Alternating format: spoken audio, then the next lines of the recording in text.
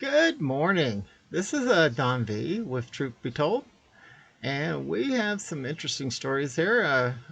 One of them is allegedly John Brennan's been hanged at Gitmo after being found guilty at a military tribunal. Without ado, let's go ahead and move right on to those stories. First one's reported on Real Raw News. It says John Brennan hanged at Gitmo. The psychopath John Brennan is no more. On Monday, June 7th, Brennan shared Hillary Clinton's macabre fate, death by hanging after a military tribunal convicted him of murder and treason. Unlike Clinton, who remained steadfast silent until the very moment the noose was slipped around her neck, a loudmouthed Brennan cussed out the guards who offered him a last respite, which he declined, berated his military police escorts to gallows, and rebuked the small assembly of military and civilian personnel who had gathered near the Windward Point Lighthouse to witness his death. In fact, Brennan had scarcely shut his mouth in weeks between conviction and execution, said Gitmo's source, speaking on condition of anonymity. He told Real Raw News that Brennan availed himself of every opportunity to express contempt at the U.S. military and the citizenry. Brennan spent much of his incarceration deriding 45, calling him society's great mistake and a threat to national security. He said 45 ought to have been aborted. His swaggering bravado, however, did not stop Gitmo's staff from escorting him to the gallows early that morning.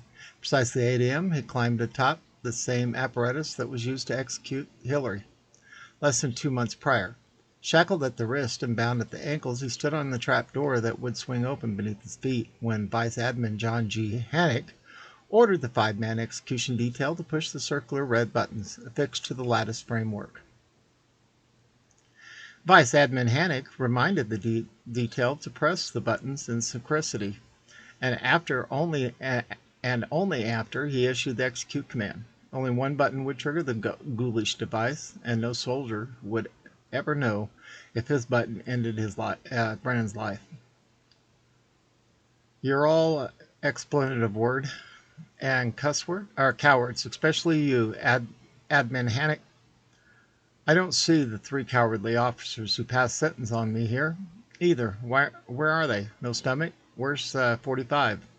I figured he ain't got the testicular fortitude to watch his handiwork in action. He's a expletive, and you're all cowards and liars for following him. Let's get this over with. I ain't scared of nothing, Brennan said, as military police slapped the noose around his neck. Vice Admin Hannock approached the gallows and tilted his head to meet Brennan's menacing stare. This is not about 45. This is about you and the actions you've taken in the name of evil. 45 just had the guts to get the ball rolling. But one way or another, with or without 45, your fate was sealed the moment you participated in the murders of innocent civilians. 45 may have been the catalyst, but you're here because, frankly, you're one evil expletive, Vice Admin Hannock said. Do your master's bidding. I'll see you and 45 in hell, Brennan reported. The execute command was given. The door beneath Brennan's feet swung downward. His neck snapped and the rope was cut. Brennan's lifeless body lay motionless on a patch of grass. A military physician felt for a pulse and declared him dead. Today, justice has been served, Vice Admin Hannock said to the assembly. Brennan's death, the latest deep state casualty, was heralded as a moment of triumph among upper echelon brass involved in the deep state purge. Okay, well, let's go ahead and we'll back this up. And here it is on Before It's the News.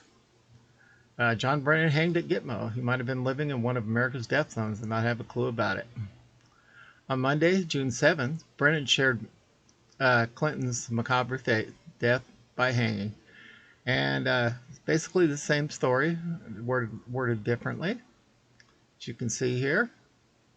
And we'll click one more link. Oh, on the red paper news. It says Brennan hanged at Gitmo. Same thing. Trending, Comey sentenced to death by guillotine. And that's in there also. So as you can see, it's not just coming from one place. Okay, moving on to the next story. Bill O'Reilly, backlash against JB is building. And there's a video. In a recent monologue, Bill O'Reilly suggests the backlash is building for Biden and his administration. O'Reilly described going to a hockey game and being approached by numerous fans who are deeply concerned about the direction of the country. He says that if the economy continues on its current trajectory, people are going to turn to Biden swiftly. Here's a partial transcript. There is a backlash coming against Biden and his administration. I wrote a message of today. I'm going to read it to you shortly, but it's absolutely true. I was at the Long Island Coliseum last night for the Islander-Bruins game. Islanders won, but congratulations to Bruins. They put on a great run in the playoffs.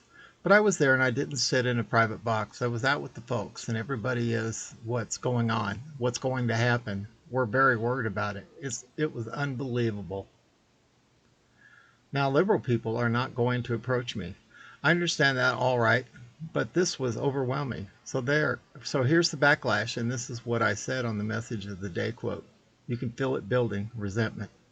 Folks are not pleased with higher gas prices, food prices, mask wearing, virtual signaling, race baiting, violent crime, inflation, border chaos, and cancel culture. The American public is not happy, and that's a general statement, but it's absolutely true. Here's the video. Let's go ahead and take a listen to this. President Biden and his administration. I wrote a message of the day. I'm going to read it to you. It's short, but this is absolutely true. I was at the Long Island Coliseum last night for the Islander-Bruin game.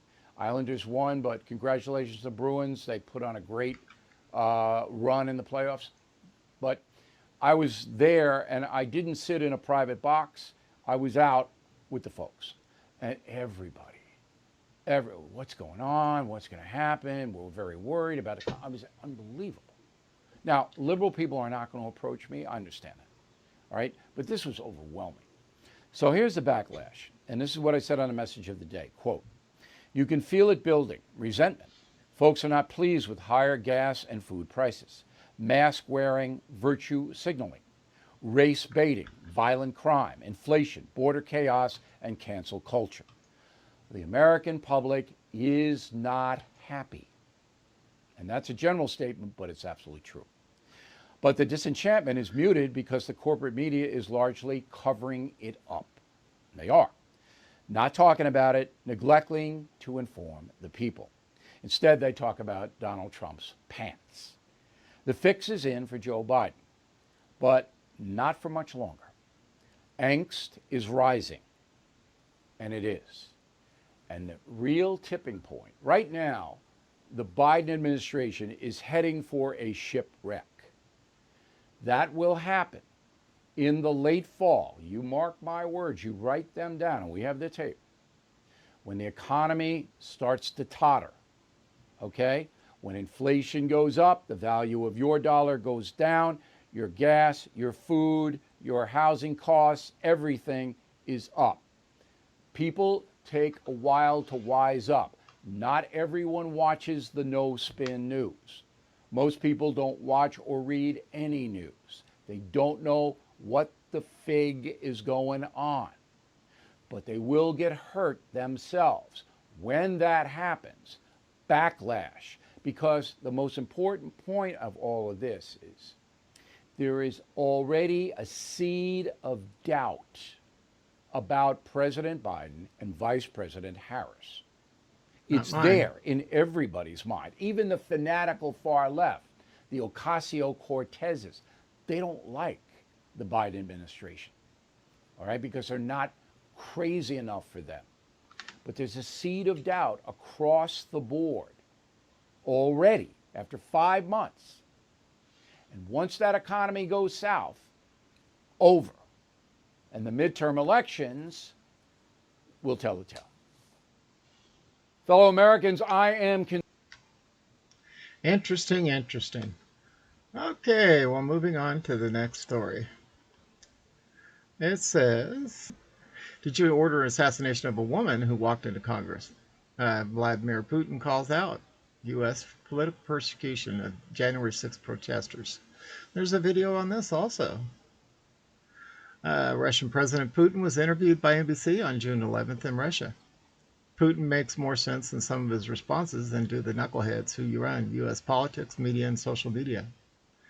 At one point in the interview, Putin shamed his interviewer for not allowing him to finish what he was saying. Putin goes after NBC reporter Kerr Simmons for trying to silence him during the interview. Putin also asked, "Did you order assassination of a woman who walked into Congress?" The full transcript of the interview with Putin can be found here. It is really sad that this senile old man is planning on meeting with Putin tomorrow. This will not go well. No wonder Biden will hold a separate press conference without Putin. Well, it said there was a video, but I checked the page and I didn't see any video at all. So at any rate, well, you heard the story, and that's what's going on in the news this morning. This is Don V, broadcasting out of beautiful Arizona. Looks like we're going to probably be 95, 96, 97, somewhere in that area. Beautiful day. This is Don V, and with Truth Be Told, and we are out of here.